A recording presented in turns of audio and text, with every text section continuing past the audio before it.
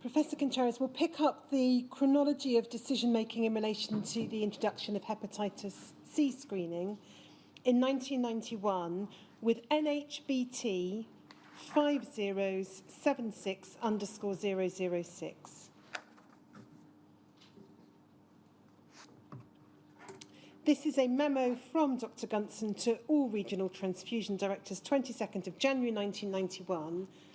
And in paragraph 1, he says the Department of Health have agreed that routine testing of all blood donations for anti-HCV can be put into operation. Looking at it now, and bearing in mind this is now January 1991, had it taken too long to get to that stage? Yes. And then we can see paragraph 2, Dr. Gunson says, I've been asked to try and ensure that testing starts simultaneously in England and Wales, coordinated with Scotland. And then he asks in paragraph 3 directors to advise what you consider to be the earliest date you could commence testing.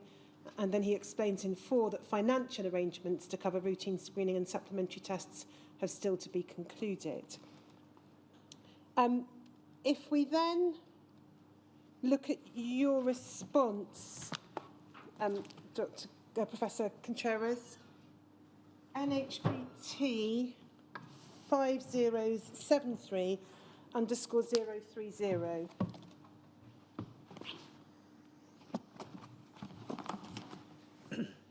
You replied the same day to Dr. Gunson saying, I am unable to give you a date in which we could commence testing for anti-HCV until we have definitive information on financial arrangements to cover screening, supplementary tests, counselling, follow-up, etc. We are extremely busy with our business plans and contracts, as well as dealing with the extra workload incurred as a result of the Gulf War, and we cannot give anti-HCV screening the priority required by the Department of Health. That wasn't, I think, probably what Dr. Gunson was hoping for by way of response. And he did write to you later in 1991, saying we can't really start without you, because the North London Centre was a big and important centre. Why did you feel unable to give Dr. Gunson a date by which you could start? Because, in fact, we were really, really busy with our business plans. I don't know whether it was true cross-charging, the internal market that had been introduced, or that we were introducing notional charging to hospitals. So everybody was working, and then the Gulf War on top of that. So, you know, we were coming to work at 8 in the morning and leaving after 10 in the evening. We were really, we were not coping with the work we had. And I think I must have shot from the hip. And it would appear, no, let me put it a different way. When you said until we have definitive information on financial arrangements, did you mean by that until we know if the Department of Health will pay? Yes. In relation to the comment in the last sentence, we cannot give anti-HCV screening the priority required by the Department of Health, it's right to note, I don't think we need to put it up on screen, that Dr. Gunson wrote back to you and said the Department of Health has not asked for any priority to be given to anti-HCV screening. The reference for that, but just for the transcript, is NHBT 5073_039. Now, if we look at NHBT 4073_047.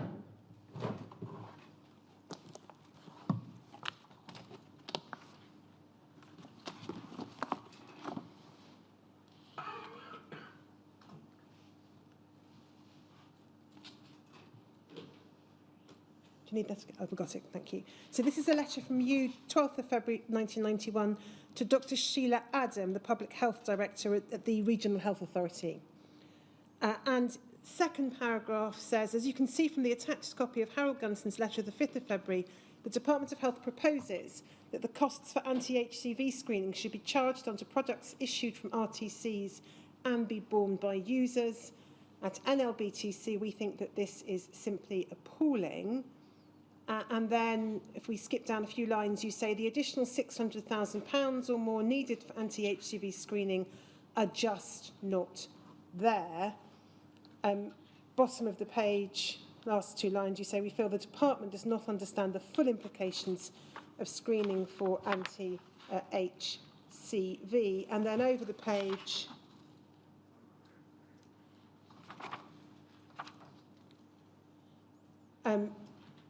sorry, in fact, can we go back to the bottom of the previous page? I should have read the whole of the last two lines. Say, it is not only that the blood derivatives, if we go over the page, will be more expensive, but donors who are found to be positive will have to be counselled and, if necessary, referred to liver specialists who will treat them with expensive drugs such as interferon, who will pay for this. And then you continue to set out a number of concerns in relation to the funding. You, I think, sent this letter to the chair of the various blood transfusion service divisions for them to circulate to others in the hope that there would be a reconsideration on the part of the Department of Health about its refusal to fund the cost. Is that right? Yes. But that didn't get anywhere in terms of getting a different decision from the department? No, they insisted that the hospitals, the users, that we had to add it to the price of blood.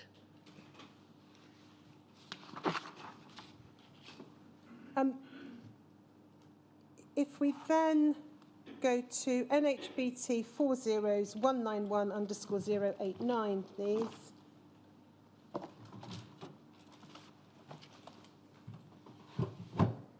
This is from you to Dr. Gunsan, 22nd of February 1991. Second paragraph, you say, when I spoke to you regarding anti-HTV screening, I said that if forced, we would be able to start on the 1st of July if the money was available. Apart from having to employ additional staff and make modifications to our computer and release systems, we are confident that we could start screening, but if we have to find the monies ourselves, this will be later than the 1st of July 1991. So far, I've not received instructions from my regional general managers to add on the cost of screening to the handling charges for blood derivatives. Hence, I repeat that if we're forced to start screening, we would be able to start, but very reluctantly. Why were you reluctant to start screening, as described in that letter? Again, it's the cost. You know, I had to juggle with all the things, the expenses of the centre, and I didn't have those 600,000. If a decision had been taken by the Department of Health at a rather earlier stage, a different decision whereby they said the costs would be met out of central funds, do you think that could have accelerated the whole programme overall? Yes, evidently. Were other centres, to your knowledge, also struggling to find the finance to pay for the cost of establishing screening? They must have been.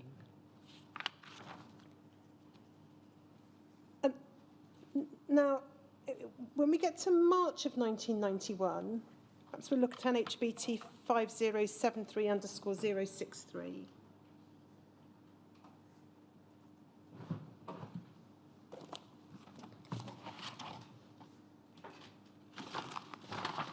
Minutes of the Advisory Committee on Transfusion Transmitted Diseases at its meeting of the 25th of March 1991. If we go to page 2, we can see under the heading Introduction of Anti-HCV Tests into NBTS and SNBTS, 4.11, the proposed starting date of 1st of July presented difficulties since it was considered essential that the second generation tests from both Orth and Abbott should be evaluated prior to the commencement of routine tests. And then if we go to the next paragraph, it refers to preliminary results obtained by Dr. Barbara, and it was agreed that further testing at all 3 RTCs was essential.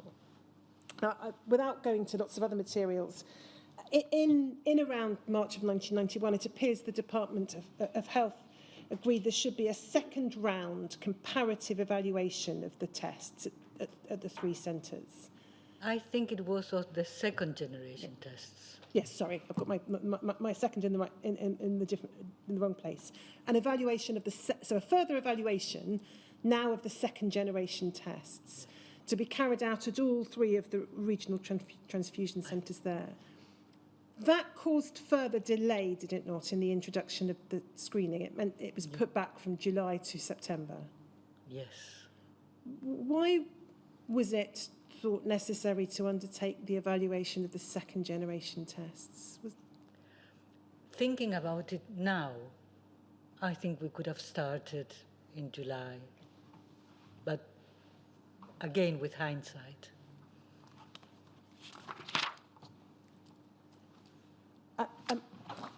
I just want to ask you about a letter you wrote to Dr. Gunson in April of 1991, NHBT 306421.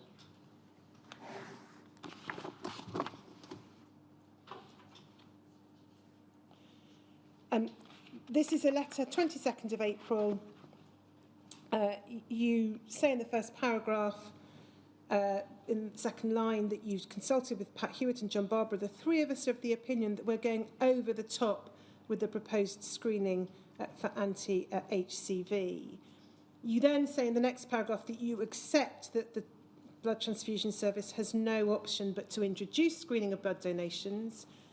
And then you talk about being disappointed about the issue in relation to costs.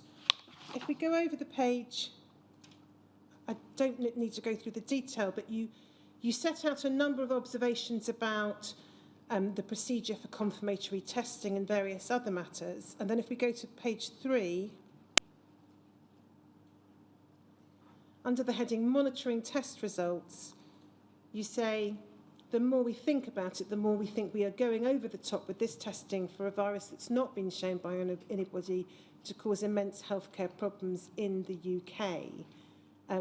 Why should we monitor anti-HCV results when no one's been the slightest bit interested in monitoring HBsAg results?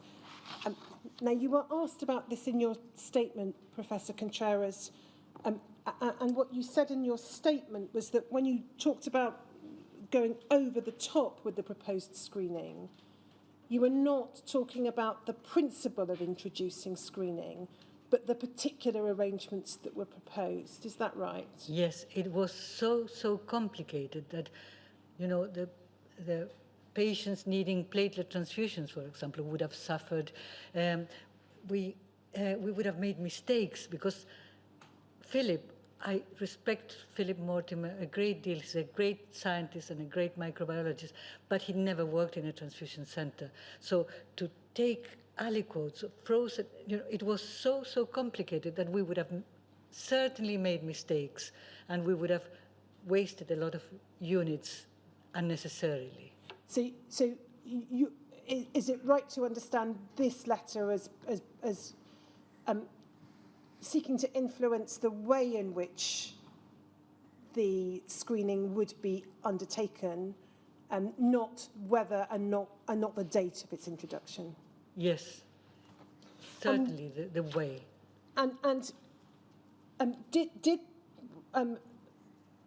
the way in which it was originally proposed that it would be introduced, did that contribute to further delay, or was it resolved relatively expeditiously?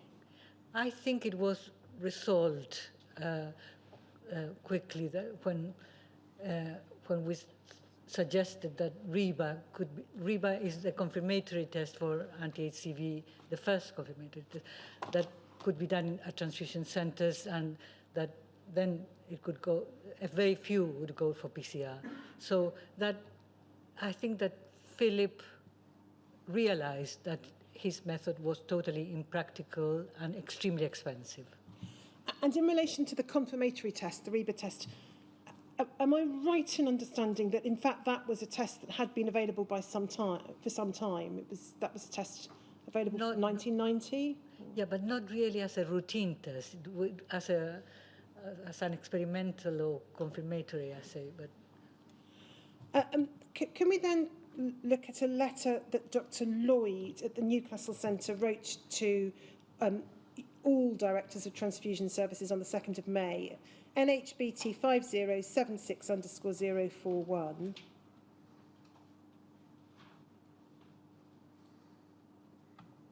So Dr. Lloyd referred in the first paragraph to the original July date having been changed to a provisional September date, and then said in the second paragraph, in view of the fact that we, so in Newcastle, were already set up for testing, I've decided to keep to the July date. By 1st of July, all units of blood for transfusion in the northern region will be negative for hepatitis C antibody. Now, you and a number of other transfusion directors wrote to Dr. Lloyd disagreeing with his course of action. If we can look at NHBT 40192_009.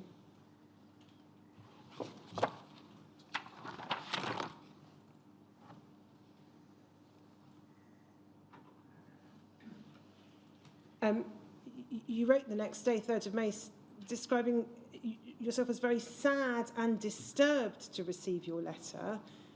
Your decision will erode the concept of a national blood transfusion service. The majority of regional transfusion directors have decided to start testing when the data on the current national comparative studies of the available tests are accessible to analysis. With a national consensus approach, the threat of product liability should not arise. We think under current legislation it would be defensible to postpone testing. Moreover, a national approach might well have prompted the DH to provide appropriate funding for testing with all its ramifications such as confirmatory assays, counselling and donor referral. Now I can see no hope of presenting a united front in pursuit of central funding. And then you describe it as a potentially divisive step. If we just go over the page. You then talk about surrogate testing and say your view has always been that would be a waste of resources, especially with the imminent introduction of a specific assay for anti-HCV. So if we just go back to the first page, you weren't alone in writing to Dr. Lloyd in terms such as this, but Professor Contreras, why was Dr. Lloyd's decision one that you that triggered such a reaction from you? I really do not know why, because thinking about it now, I recognize that I am really sorry to have written this letter, because I think we could have introduced anti-HCV testing in July. And it could be said that the regional transfusion directors who expressed their concern to Dr. Lloyd, we've looked in earlier hearings, for example, at the terms in which Professor Cash wrote to Dr. Lloyd, and there were others. Could be said that the blood transfusion service was prioritising the importance of consensus over considerations of patient safety. Do you have any comment in relation to that?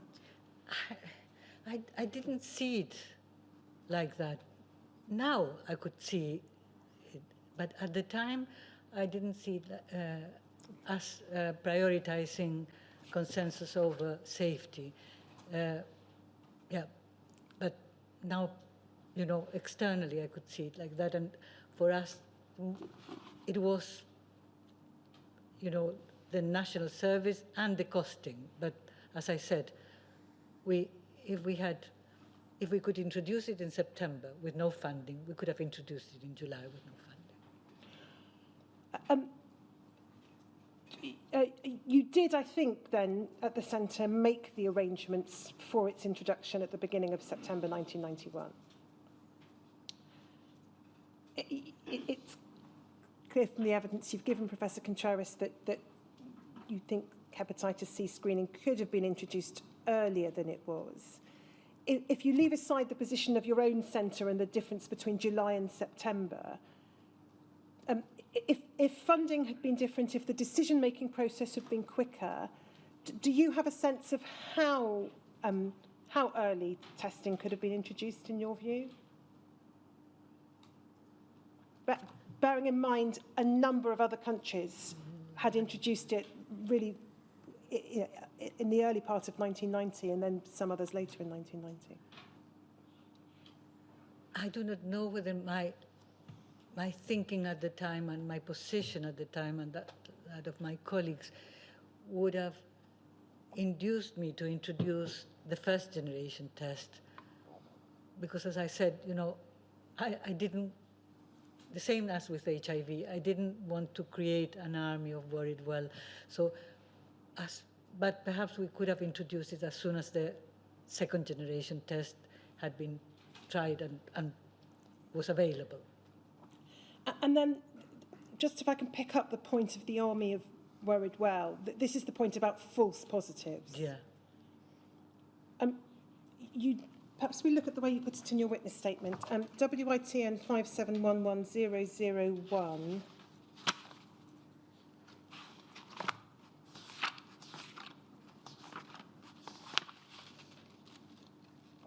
If we go to page 97, the last paragraph on that page.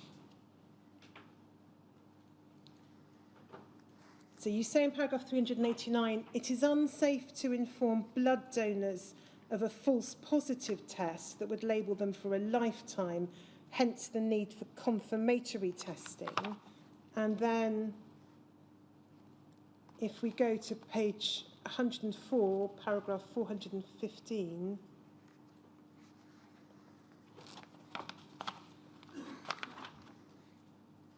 you say, as I've said above, the false positive rate was 7 to every 1 donor who actually had the virus. Therefore, we would have to be telling potentially 7 people that they might be carrying a virus which they did not have and discarding their blood unnecessarily.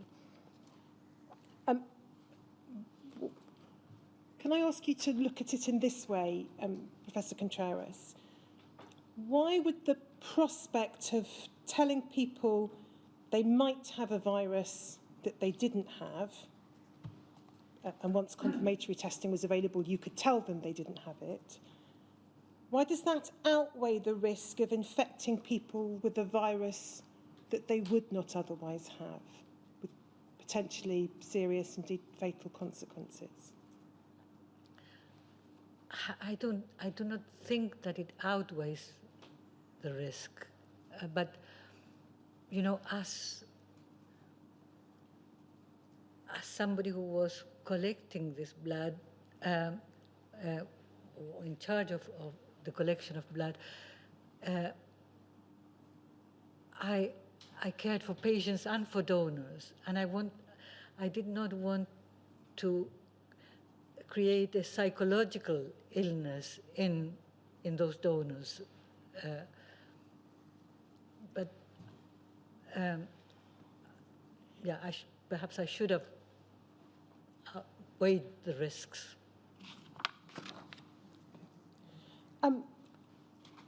Can I then just ask you, still on this topic, just to look at a couple of further materials? The first is an email from you in 2000, NHBT 0086471.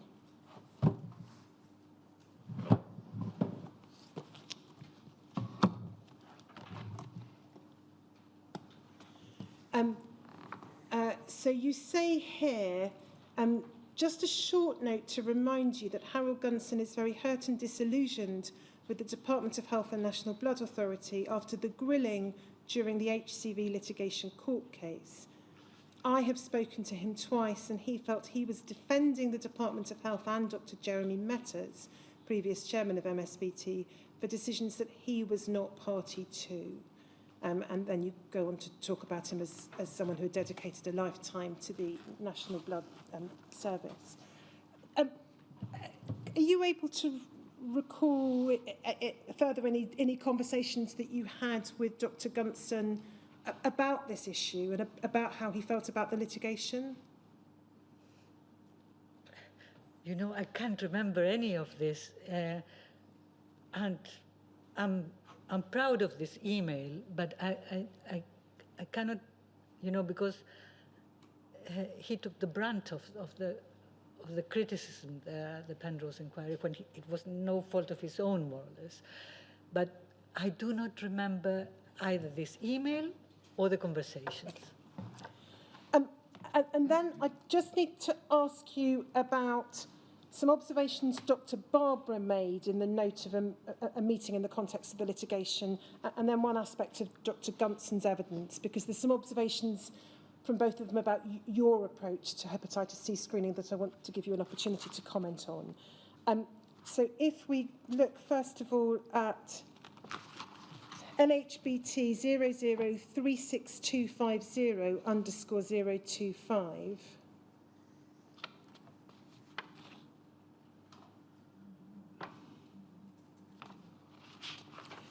It's an attendance note of solicitors meeting with Dr. Barbara.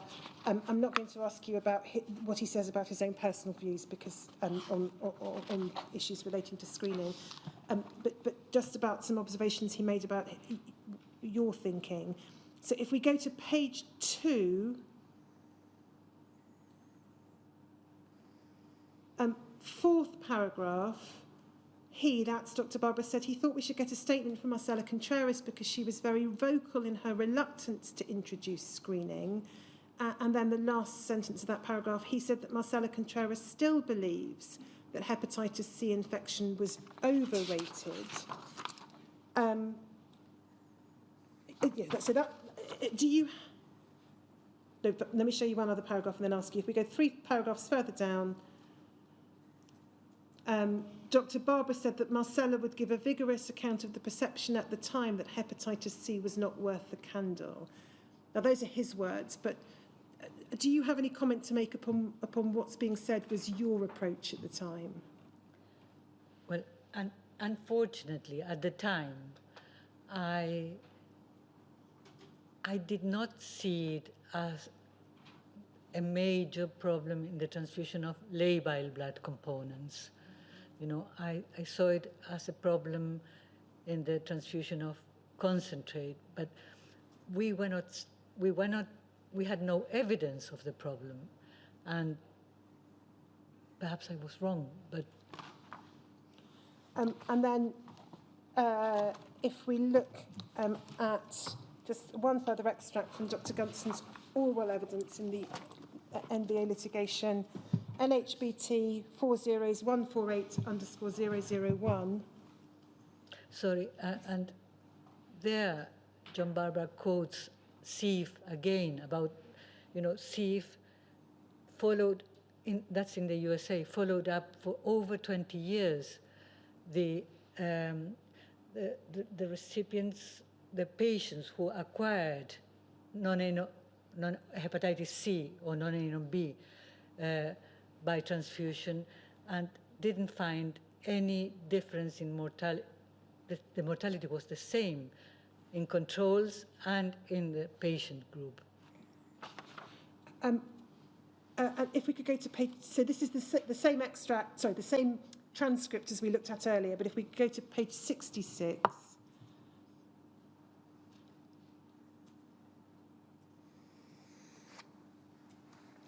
And it's the first 10 lines or so. So this is part of a question to Dr. Gunsan. By this time, early 1991, the department had taken over the evaluation process. We looked at that letter. Answer, yes, I now know what you're referring to. Question, there is local resistance still, is there not? Answer, there are some centres who were not happy even with the July start date. Question, some people still wanted to fight the battle as to whether it was worth doing at all, did they not? Answer, there's correspondence to that effect available. Question, particularly from Dr. Contreras. Answer, yes. Let us be plain about this because we can look at the letter, and indeed I think perhaps we should. Unless Dr. Contreras agreed, nobody else could do anything. That is the position, is it not? And then there's a further discussion about some of the documents we've looked at. So it might be said that Dr. Gunson regarded that as being some directors, including you, who still in 1991 were unconvinced that hepatitis C screening was worth doing at all. Was that your view in 1991? At the beginning of 1991, unfortunately, yes. And am I right in understanding your evidence that you, looking at it now, you think you were wrong in that regard? Yes. Can we then just move to, away from hepatitis C screening, to an issue relating to anti-HBC screening, not now as a surrogate marker for non-A, non-B hepatitis, but as it were in its own right in relation to detecting possible hepatitis B infections. If we look at NHBT 5044_095,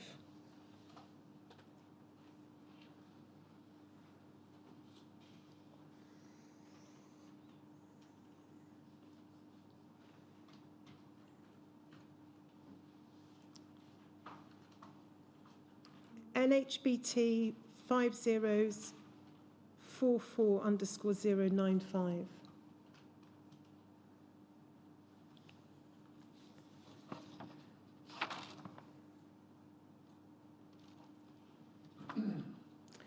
This is a short discussion paper prepared by you and Dr. Barbara, Professor, for the ACTDD.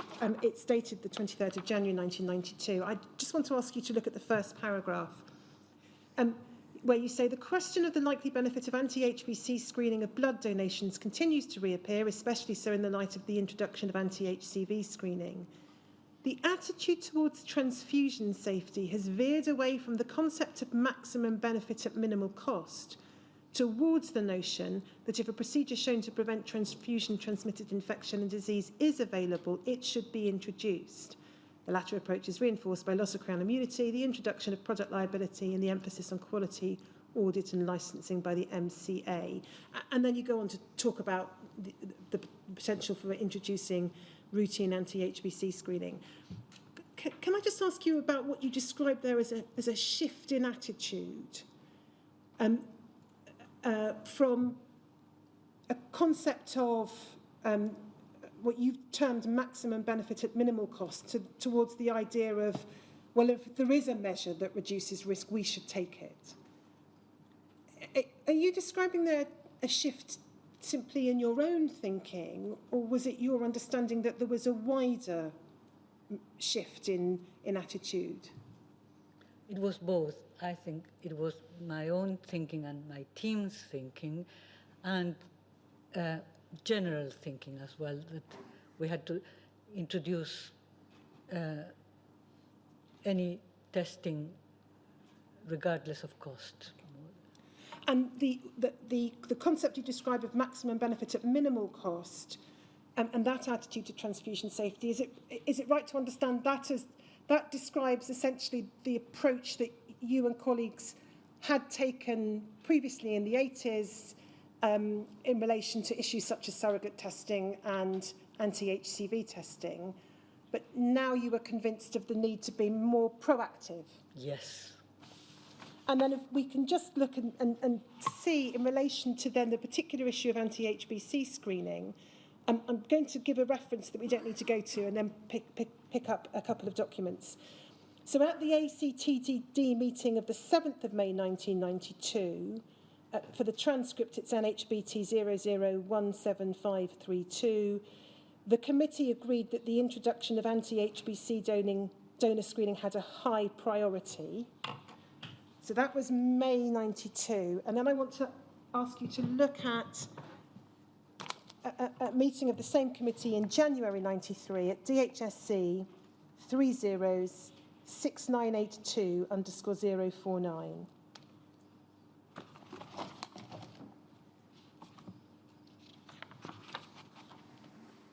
So we have Dr. Gunson in the chair. You are there 12th of January 1993. And then we have the heading Anti-HBC Screening. There's a reference to results from Glasgow, Cambridge and North London not being available. But then it says this: however, on the basis that, 1, the knowledge from the trials to date have revealed that potentially infectious donations for hepatitis B were being transfused. 2, that patients who had suffered from transfusion-associated hepatitis B when the blood was HBsAg negative were being reported. It was agreed that a recommendation to the Advisory Committee on the Virological Safety of Blood for the introduction of routine anti-HBC screening of donations should be made. is it right to understand that this exemplifies the shift in attitude that you had described in that earlier document? Yes.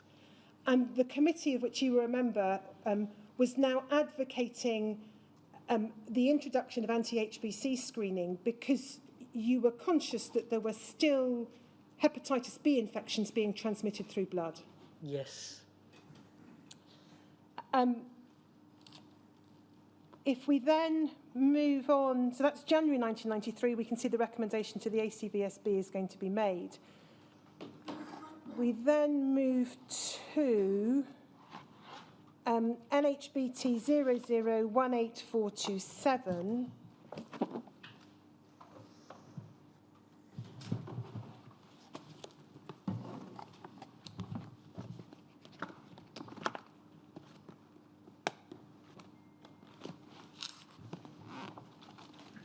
This is you writing to Dr. Gunson on the 3rd of June 1993.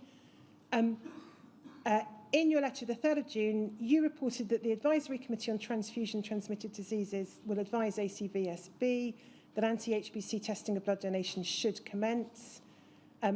You say that on logistical and scientific grounds you could commence screening as soon as funds are available, but then there's an issue in relation to funding. You refer in the next paragraph to having discussed the matter with Dr. Hewitt and Dr. Barbara, and then you say, we firmly believe that anti-HBC testing of blood donations is the necessary and logical step to reduce further the already small number of HBV transmissions by blood transfusion. We feel that this is the obvious progression for reduction of post-transfusion hepatitis, given the implementation of HCV screening almost 2 years ago.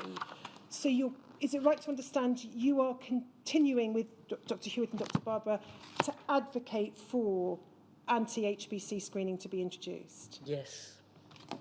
And then if we move to DHSC 0004709_151,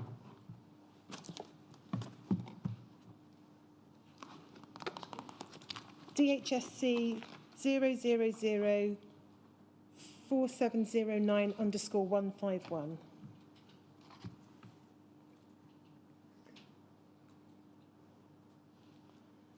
This is October 93. To Dr. Gunson, second paragraph. I was dismayed that the DH Advisory Committee on MSBT, that was, I think, the successor to the ACVSB, had decided not to introduce routine testing of all blood donations for anti-HBC. I've had a long discussion with Dr. David Dane and John Barbara. We've concluded that some of the reasons that the committee has given are very difficult to defend. The first deals with false positives, and then the second, you say the primary object of donor testing is to provide safe blood. And then you go on to make a number of other points in the course of the 2.5-page letter. I'm not proposing to go through all of those. Do you recall what happened after that in terms of anti-HBC screening? You were obviously disappointed with the decision that had been taken not to introduce it. Was that resolved? And if so, how? No, it wasn't resolved. We never introduced anti-core screening, but it was later on superseded by the PCR, that is a very sensitive test that would have excluded those donations that were carriers for hepatitis B. Not most, but not all. So it was never totally solved. Because the reason, as I understand the documents, that hepatitis, that you were advocating anti-HBC testing and the hepatitis B infections were still occurring was because, although the sensitivity of testing had improved since the early 70s, the tests were still not sufficiently sensitive to detect all cases. Yeah, because the tests were for surface antigen, Yes. and surface antigen in some, what we were transmitting was what we call well, what Dr. Dane and Dr. Barbara called tail end carriers. So those carriers of hepatitis B that have lost detectable surface antigen, but still have anti-hepatitis B core antibody and still have some virus in the body. So you cannot detect it in a small tube, but you can transmit it by the pint. Now, I'm going to move now to a different topic, which concerns an issue about the supply of what was sometimes called fresh, warm blood for the purposes of certain forms of significant cardiac surgery. Can I start with a letter you wrote to the Medical Defence Union, because it contains, I think, a useful summary of the history. It's NHBT 0093056.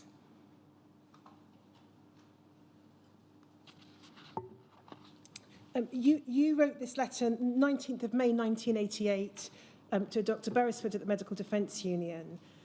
You say, following our telephone conversation and your helpful advice, I'm writing with relevant information on my saga with Mr. Yaqub. Now, that is Magdi Yaqub, now Professor Sir Magdi Yaqub. And I should say, sir, we do have a witness statement from Professor Yaqub, which sets out his perspective in relation to his use of blood. And it may be an issue we explore in future hearings. But in any event, Professor Contreras, you say, for a very long time, Mr. Yaqub has insisted on the use of fresh, warm blood for his difficult cardiac surgery operations. A large proportion of the operations performed by Mr. Yaqub seem to be of a difficult and complicated nature. And in his opinion, when the patients bleed, the only form of effective therapy is the use of fresh, warm blood. I have tried to convince him that there are alternatives to fresh, warm blood in these times of blood component therapy, but to no avail. Only quite recently, Mr. Yaqub's team was bleeding large numbers of donors at Harefield Hospital and was not complying with the routine pre-transfusion testing required by the National Blood Transfusion Service. He was bleeding donors and transfusing their blood within minutes of collection. Hence, all microbiological screening of blood donations was done retrospectively in the pathology laboratory at Harefield. The haematologists at Harefield approached us for help, since this practice was against her principles, and her laboratory was unable to cope with the increasing demands for testing imposed by Mr. Yaqub's team. In view of this, I attended several meetings with Mr. Yaqub, the general manager at Harefield, the anaesthetist and Dr. Amin, the consultant haematologist at Harefield. I said that I would try to do everything within my means to supply screened and tested blood as fresh as possible for Mr. Yaqub's difficult cases, and that whenever it was impossible for us to supply same-day blood that had been screened and tested, one of the consultants at this end would authorise the issue of same-day unscreened blood, i.e. not tested for hepatitis B surface antigen, anti-HIV and syphilis. The issue of unscreened blood could only be authorised by one of the 4 consultants at this centre, although the issue of unscreened blood is totally against the good practice of blood transfusion medicine and against my own principles, over the page, I gave in order to avoid the collection of blood by Dr. Yaqub's team. I found that it was better to supply blood from established blood donors who had gone through our verbal screening procedure and who had answered a confidential questionnaire stating that they did not belong to a group at high risk of HIV infection. However, despite all our efforts, Mr. Yaqub continued bleeding people at Harefield and requesting fresh warm blood more often than he had previously anticipated at our meetings. And you were asking for advice from the Medical Defence Union about your own position, and I think in that regard. Now, am I right in understanding that by this time, May 1988, this is an issue that had been ongoing for a couple of years? Yes. And I'm not going to go to the documents themselves, but I'll just give a couple of references. You'd written in February of 1988 to the National Heart and Chest Hospitals, to a Dr. Berman at the National Heart and Chest Hospitals, expressing your concern about this issue. The reference for the transcript is NHBT 0085681_039. And you'd written to Mr. Yaqub himself copied it to the Department of Health. Again, we don't need it on screen, DHSC 0002841. Can I, however, then put up on screen a letter you then wrote to the Department of Health, because you wanted the department's assistance, I think, in helping you to resolve this issue. DHSC 0002841_009.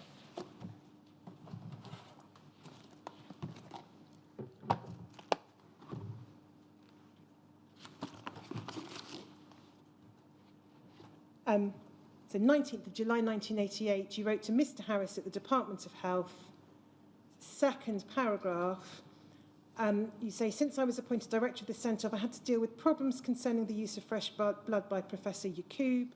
I've expressed to Professor Yacoub on numerous occasions my concern and disapproval of this practice, which I consider to be against the best principles of blood transfusion medicine. Unfortunately, Professor Yacoub continues bleeding members of staff, visiting doctors and members of the armed forces for his numerous emergencies. I've told him I'm not prepared to issue from this centre any more untested blood unless the DHSS is prepared to agree to this. And then you continue, if we continue in the next paragraph. We've had 3 cases of HIV infection apparently transmitted by blood transfusion that we've been unable to follow up fully, since the 3 patients concerned were given, in addition to blood supplied by the transfusion service, fresh warm blood collected at Harefield Hospital. We followed up the donors of the units issued by this centre, but it will be impossible to follow up the donors who gave the fresh blood in view of the poor record keeping by Professor Yacoub's team. And then, just before I ask you about the issue overall, the reply from the DHSS is at DHSC 0006312_036.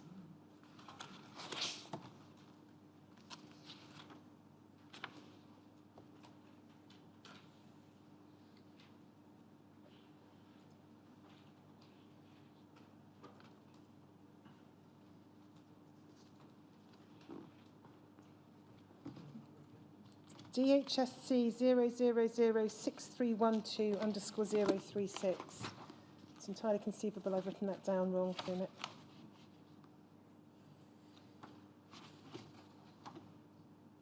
No. What I'm going to do, because I don't think the text of the letter is terribly material, I'll just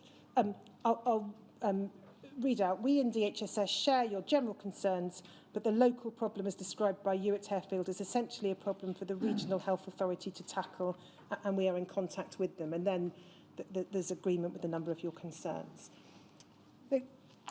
Just want to get an understanding of what the problem was as you saw it, and then how you sought to resolve it.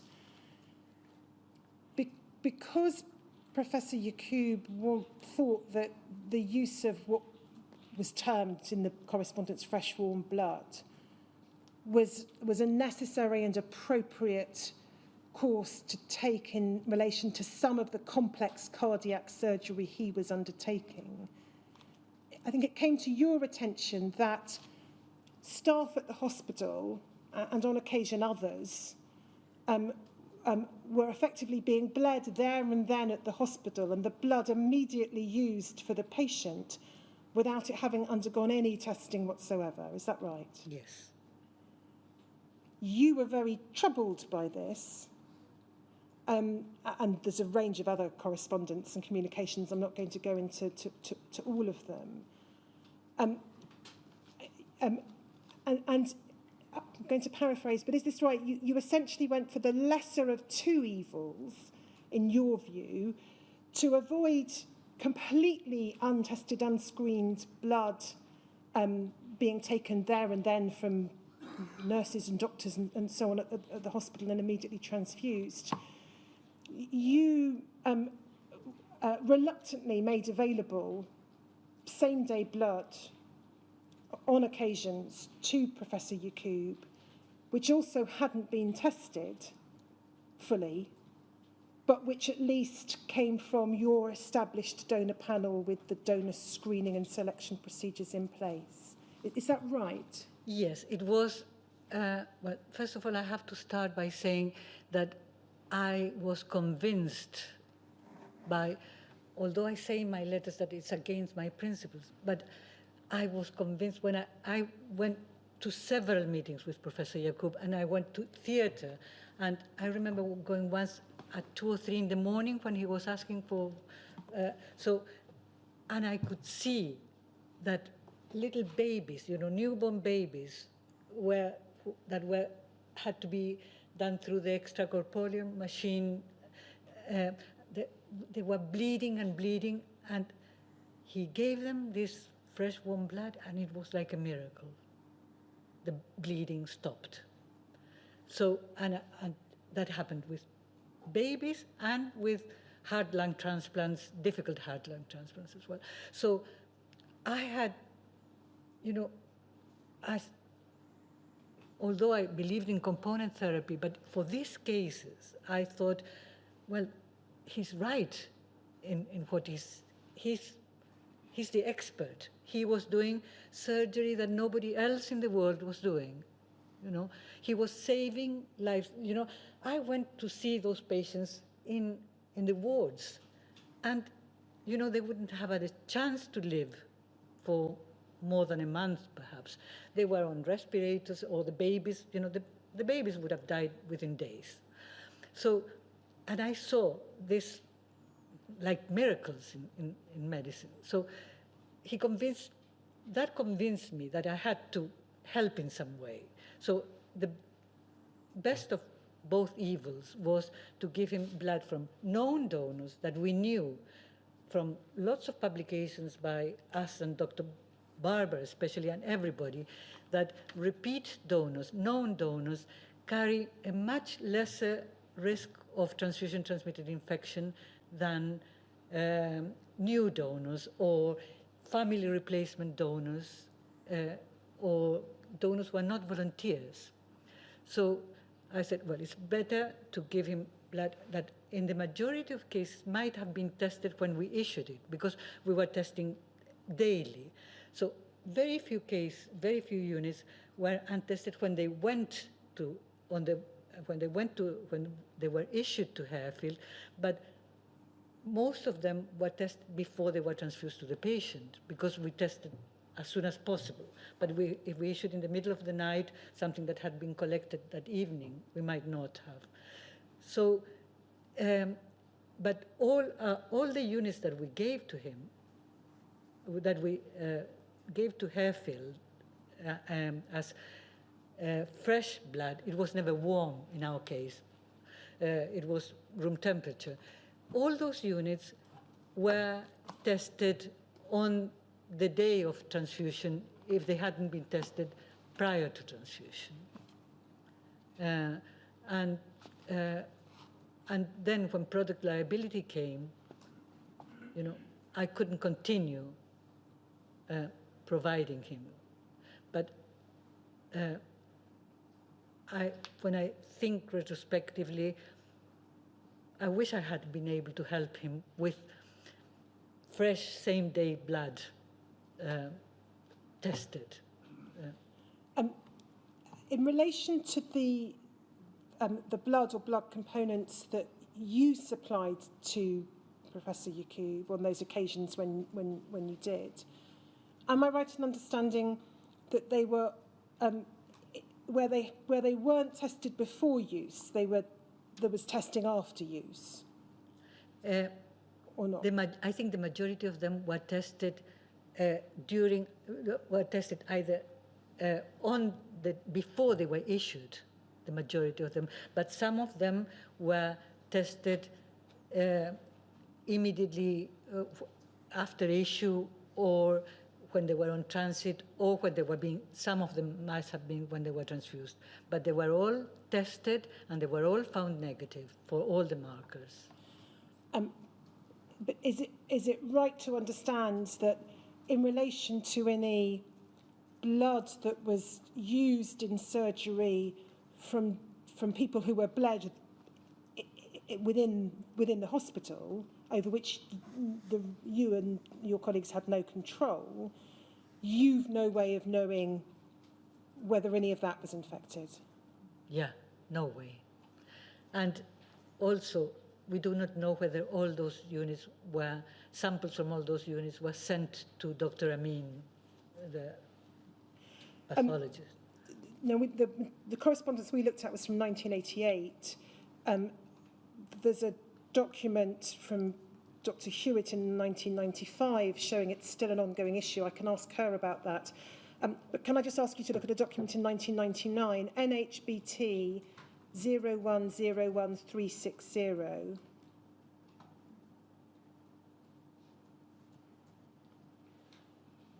So the date here is the 18th of March 1999, and it's a memo from you,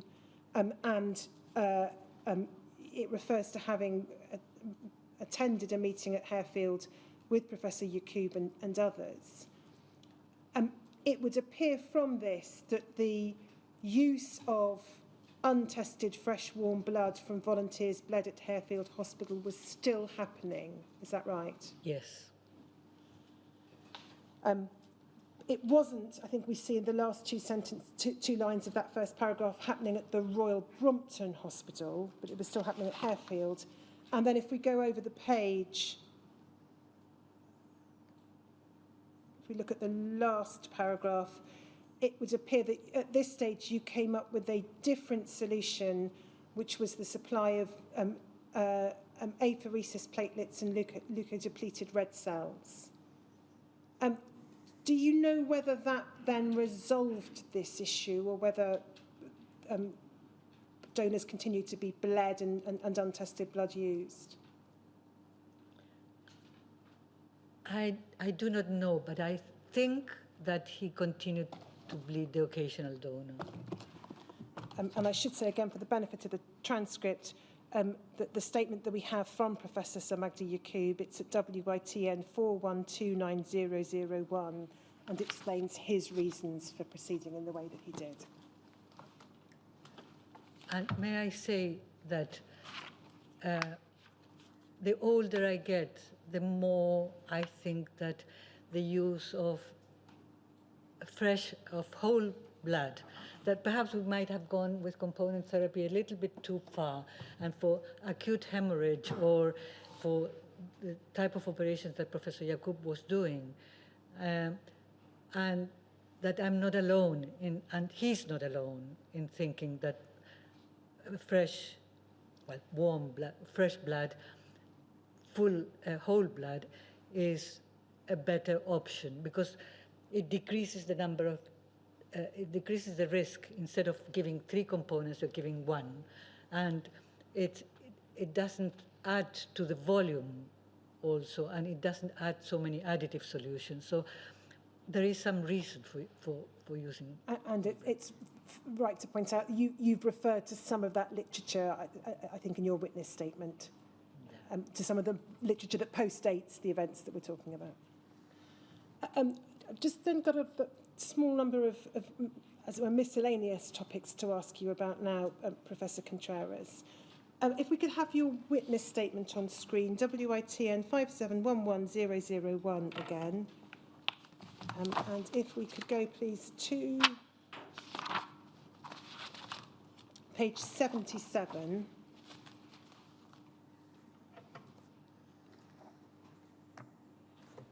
Paragraphs 308 and 309, you say there, with regard to donors found to be hepatitis B surface antigen positive, we included them in a panel of donors who were seen annually with full medical examinations and LFTs.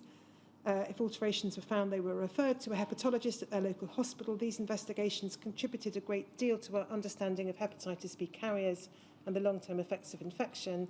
And then 309, we also collected under strict isolation conditions plasma from subjects with high level of HBe antigen in a collaborative effort with Professor Zuckerman in the project to make an HBV vaccine.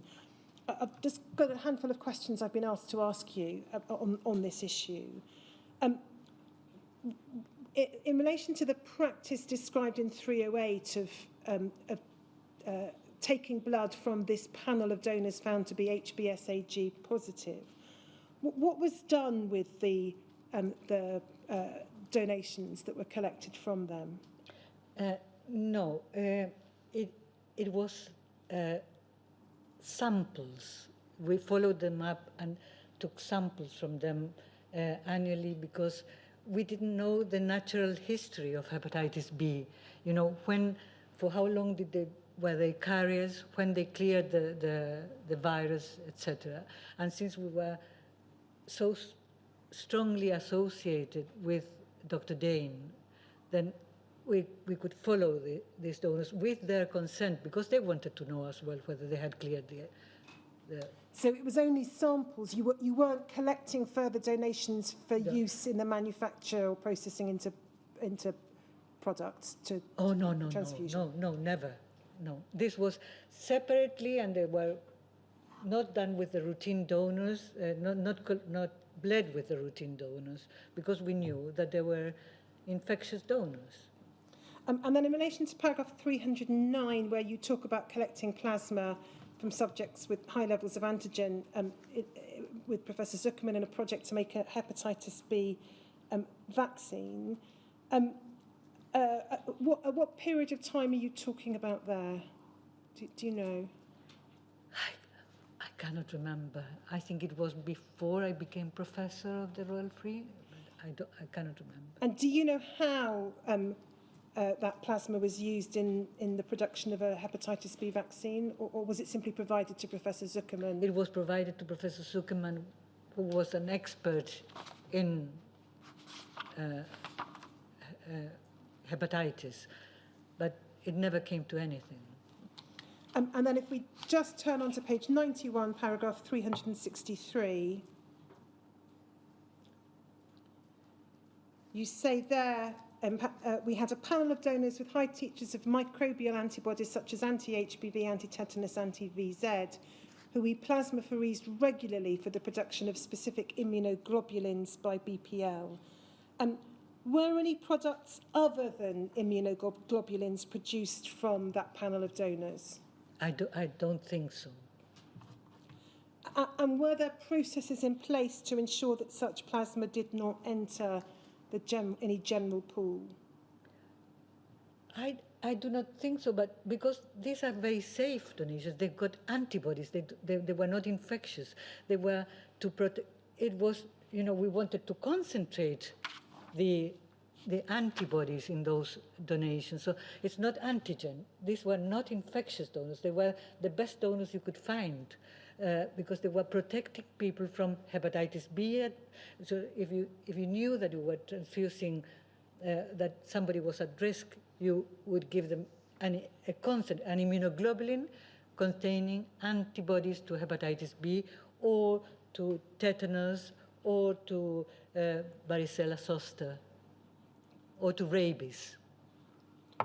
And then on a completely different topic in your statement, if we go to page 88, paragraph at the bottom of the page, this is now in relation to the look back. I'm not going to ask you any detailed questions about it, Professor Contreras, because I think Dr. Hewitt is more likely to be able to assist with the detail of it. Yes, she's the expert. And we're hearing from her next week. But you say here in paragraph 351, your recollection was that you wanted to start the look back earlier, but that the Department of Health would not provide the funding for the programme at an earlier point in time. And you've pointed to a memo where you talked about you suggested to colleagues applying for a grant. Can you recall any more about that, about any approaches to or discussions with the Department of Health about a look back? No. What I remember is that we applied and we were not successful, but I don't remember discussing it any further with the Department of Health. Now, the National Look Back, I think, began in 1995. We know, of course, that hepatitis C screening introduced in 1991. What's your view, if any, on the appropriateness of the delay between the introduction of routine screening, the availability of testing, and the start of the formal look back? Totally inappropriate. The last question, Professor Contreras, from me for the time being, is just in relation to SHOT, serious hazards of transfusion. I think that's the right description of the acronym. you were involved in its inception and until I think 2007, when you retired from NHSBT. Can you just tell us in broad terms what the purpose of SHOT was, why it was set up?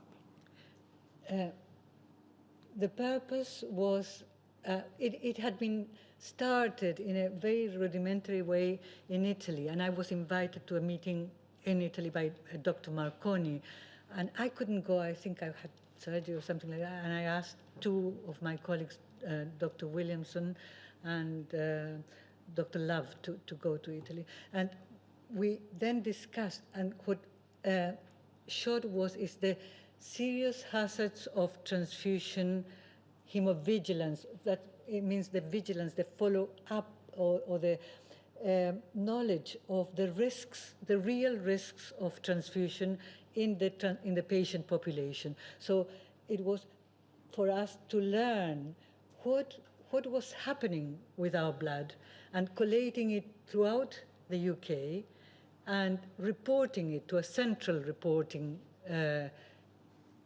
place, secretary, and then follow and analyze those risks of transfusion. And we realized that, our main problem at the time when we started SHOT, and I think still is, was errors, giving the wrong blood to the wrong patient. And again, looking at it now with the benefit of hindsight, would it have been beneficial, do you think, to have something like SHOT established at a rather earlier stage, so that it would have been available as a forum for decision making in, say, the 1980s, when some of the key decisions fell to be taken in relation to blood safety? Yes, definitely, yes. So those are the questions I currently have for Professor Contreras, but we obviously need to give the opportunity to core participants through their legal representatives to suggest any further lines of questions. So perhaps we could take a break now, and I can consider any questions that I'm asked to put to Professor Contreras. Yes, let me just explain to Professor Contreras. There are a lot of core participants in an inquiry. An inquiry is rather different from a legal case, because participants have no particular case to put to you. They have perspectives. Each may very well be different from the other, but they're all entitled to ask questions through counsel to the inquiry. We just want to know what happened as best we can from the witnesses. And to let that happen, we take time for them to discuss with counsel what additional questions they may want to ask. So we'll need, what do you think, about 40 minutes? Yes, 40 minutes would be ideal. So 10 to 4, you think? Yes. And it is likely, I can't promise at all, depends how many questions there are. There may be quite a lot, there may be very few. But I think that you are likely to be away from here by 4:30 or thereabouts, just to give you some idea. But for the moment, would you like to go and have a cup of tea? Thank you, sir. 10 to 4.